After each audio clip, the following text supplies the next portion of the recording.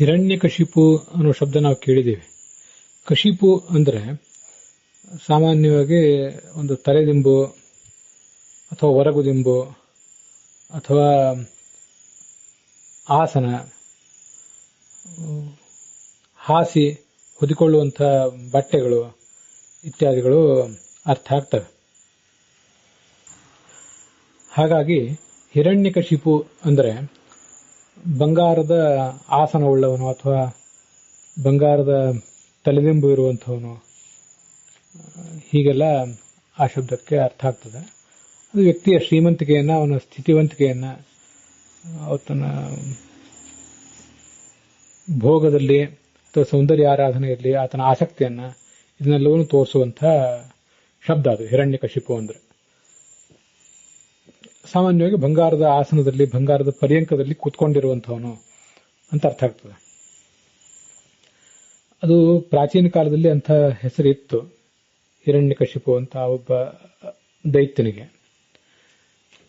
ಇದೊಂದು ಚಿನ್ನ ಕುರ್ಚಿ ಅನ್ನುವಂಥ ಶಬ್ದವನ್ನ ಇತ್ತೀಚೆಗೆ ನಾನು ನೋಡಿದೆ.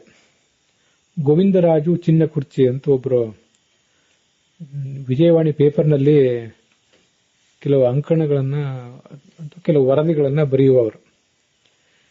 ವಿಜಯವಾಣಿ ಪೇಪರ್ನಲ್ಲಿ ಏಪ್ರಿಲ್ ತಿಂಗಳಿನ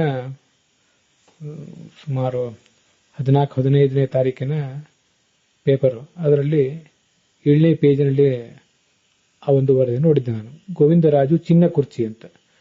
ಗೋವಿಂದರಾಜು ಅಂತ ಆ ವ್ಯಕ್ತಿಯ ಹೆಸರಿದ್ದಿರಬೇಕು. ಚಿನ್ನ ಕುರ್ಚಿ, ನಾವೇನು ಹಿರಣ್ಯಕಶಿಪು ಅಂತೀವಿ ಅಂತದೇ ಬಂಗಾರದ ಕುರ್ಚಿ ಅಂತ ಅದಕ್ಕೆ ಅರ್ಥ ಆಗ್ತದೆ.